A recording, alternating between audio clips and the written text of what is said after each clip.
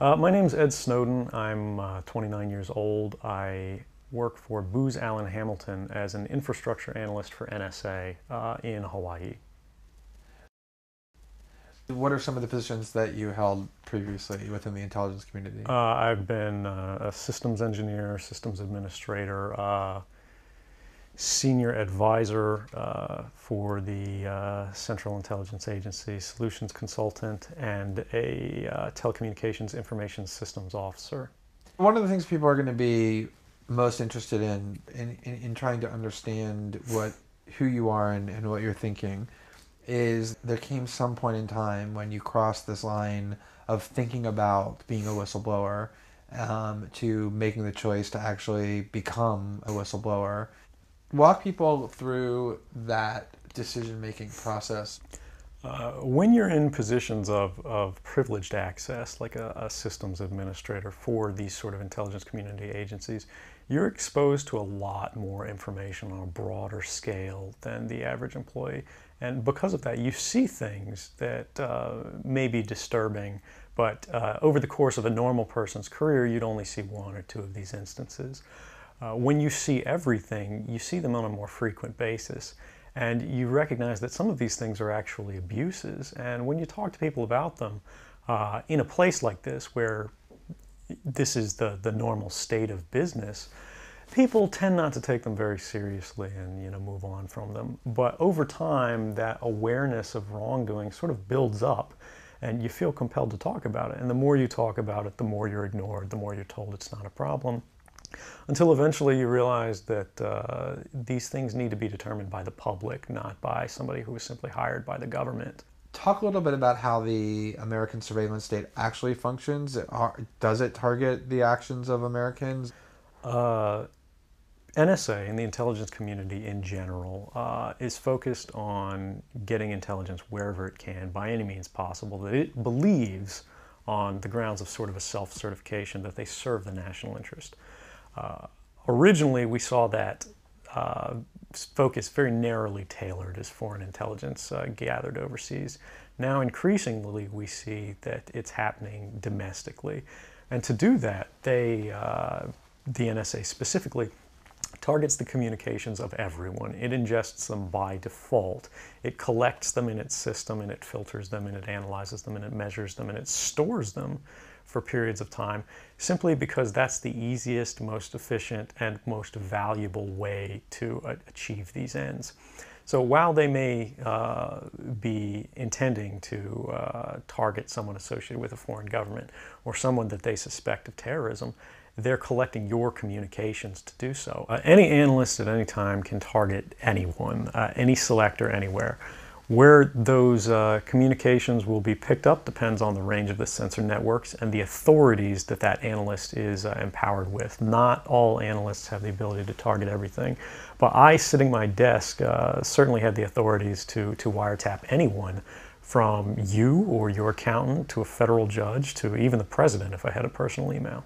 One of the extraordinary parts about this episode is that usually whistleblowers do what they do anonymously and take steps to remain anonymous for as long as they can, which they hope often is forever.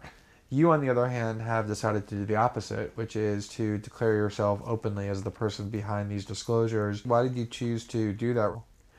I think that the public is owed an explanation of the motivations behind the people who make these disclosures that are outside of the democratic model. When you are subverting the power of government, that's a fundamentally dangerous thing to democracy.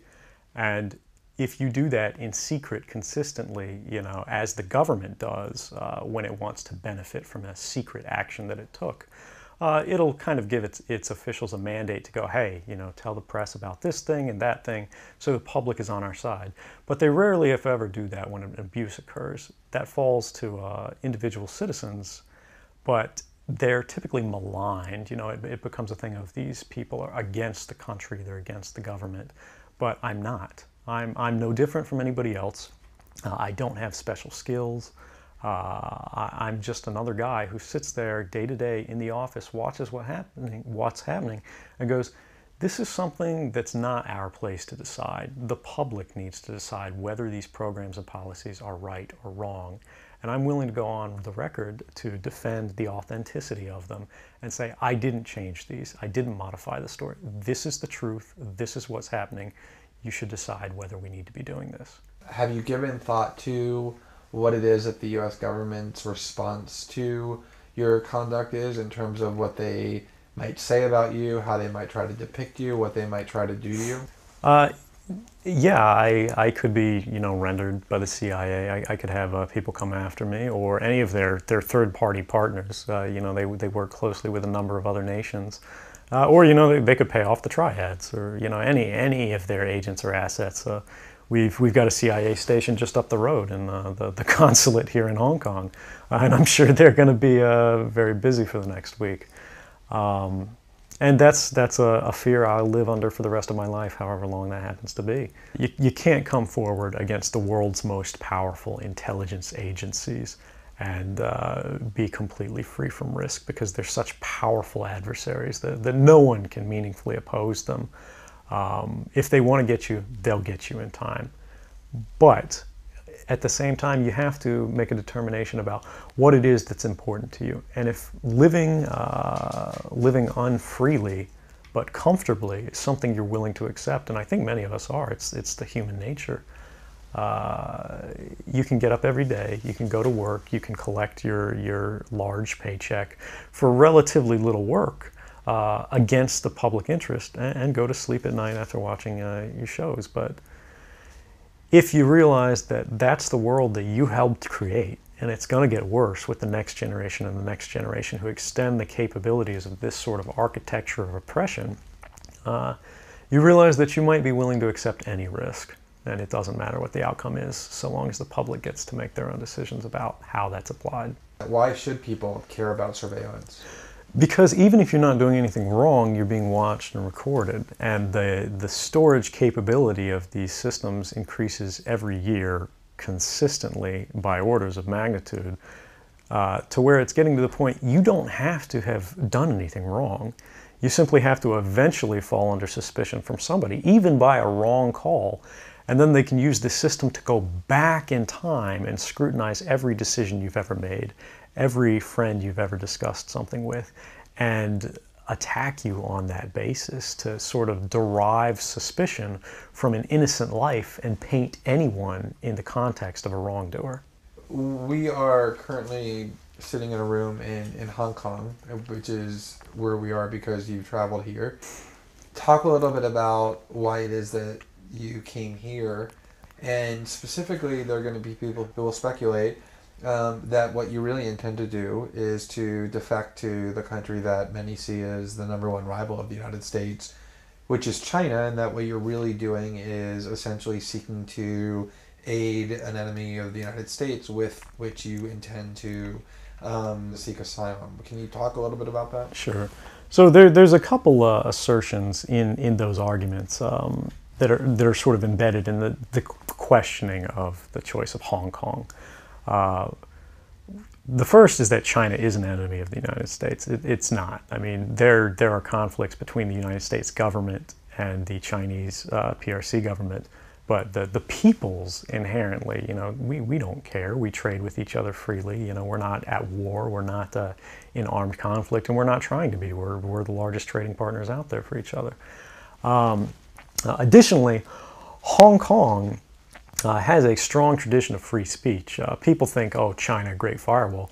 Mainland China does have significant restrictions on free speech, but the people of Hong Kong have a long tradition of protesting in the streets, of making their views known. The internet is not filtered here, no more so than any other Western government. And I believe that the Hong Kong government is actually independent in relation to a lot of other leading Western governments. If your motive had been to harm the United States and help its enemies, or if your motive had been personal material gain, were there things that you could have done with these documents to advance those goals that you didn't end up doing? Oh, absolutely. I mean, anybody in the positions of access with the technical capabilities that I had could, suck out secrets, pass them on the open market to Russia. They always have an open door, as we do.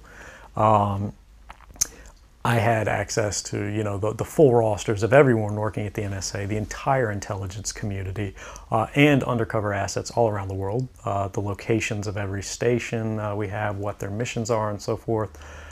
If I had just wanted to harm the U.S., that you could shut down the surveillance system in an afternoon. But that's not my intention, and I think for anyone making that argument, they need to think, if they were in my position, and you live a privileged life, you're living in Hawaii in paradise and making a ton of money, what would it take to make you leave everything behind? The greatest fear that I have regarding the outcome for America of these disclosures is that nothing will change. People will see in the media all of these disclosures. They'll know the lengths that the government is going to grant themselves powers unilaterally to create greater control over American society and global society. But they won't be willing to take the risks necessarily to stand up and fight to change things, to force their representatives to actually take a stand in their interests. And the months ahead, the years ahead, it's only going to get worse until eventually there will be a time where policies will change, because the only thing that restricts the activities of the surveillance state are policy. Even our agreements with other sovereign governments, we consider that to be a stipulation of policy rather than a stipulation of law. And because of that, a new leader will be elected. They'll flip the switch, say that because of the crisis, because of the dangers that we face in the world, some new and unpredicted threat, we need more authority, we need more power, and there will be nothing the people can do at that point to oppose it, and it'll be turnkey tyranny.